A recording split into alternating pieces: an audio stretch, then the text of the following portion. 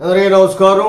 కుంసెట్ Srinivas channel స్వాగతం. First time చూసినప్పుడే subscribe చేసుకొని బెల్ సింబల్ ప్రెస్ చేయండి. ప్రతిసారి అవసరం లేదు. లీగల్ వీడియోస్ అనేవి, లీగల్ ఇష్యూస్ అనేవి చాలా ఇంపార్టెంట్. వీడియో చూడకుండా ఏదో మనకు అప్పుడు తోచింది కామెంట్ పెట్టడం సరైనది కాదు. నా 1900 వీడియోలు ఉన్నాయి. మీరు చూస్తే మీకు అన్ని విషయాలు వివరంగా తెలుస్తాయి. ఈరోజు ముఖ్యాంశం ఏంటంటే, నిందితులకి ఉరిశిక్ష విధిస్తూ కోర్టు ఆదేశాలు జారీ చేసింది. దేనికోసం అంటే చిత్తూరు జిల్లా కోర్టు అనమాట. ఎందుకు అంటే మీ అందరికీ తెలిసినటువంటి ఒక హత్య జరిగింది. ఏంటంటే చిత్తూరు జిల్లా కోర్టు సంచలన తీర్పిచ్చింది అని వచ్చింది. చిత్తూరు జిల్లా మేయర్ కటారి అనురాధ మోహన్ల తాలూకా దంపతులిద్దరినీ కూడా అక్కడ మున్సిపల్ ఆఫీసులోనే వాళ్ళిద్దరినీ కూడా హత్య చేశారు.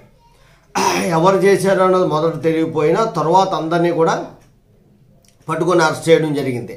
అందులో వాళ్ళ అల్లుడు కూడా ఉన్నాడు. అల్లుడే చేయించాడనమాట ప్రధానంగా. అందులో ఎవరంటే 5గురికి ఉరిశిక్ష పడింది. ఈ జిల్లాలో 2015లో ఈ హత్య జరిగితే మున్సిపల్ ఆఫీసులో జరిగిన దంపతులిద్దరిని హత్య చేశారు. ఉరిశిక్ష పడిన వాళ్ళు A1 Chintu, A2 Venkata Chalapathi, A3 Prakash Reddy, A4 Manjunath, A5 Venkateswara ఉన్నారు. వీళ్ళు చింటూ అన్నవాడు ఎవడంటే ఈ మోహన్ తాలూకా అల్లుడు. వీడు మేనల్లుడు అనమాట. 5 ఏళ్ల క్రితం ఆ మున్సిపల్ ఆఫీసులోనే హత్య చేసి పారిపోవడానికి ప్రయత్నం చేసి దొరికిపోయారు. దొరికిపోతే అరెస్ట్ చేశారు. 23 మంది నిందితులుగా తెలిస్తే అందులో కాసరం రమేష్ అన్న అతను A2 అతను పిటిషన్ పెట్టుకున్నాడు. డిశ్చార్జ్ పెట్టించుకొని అది ప్రూవ్ చేసుకున్నాడు.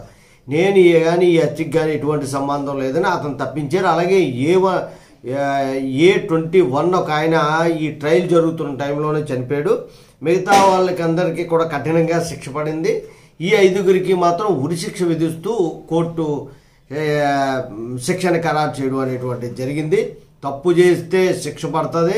వీళ్ళ జీవితాంతం కూడా జైల్లో ఉండవలసి ఉంటుంది. జై హింద్. భారత మాతాకి జై.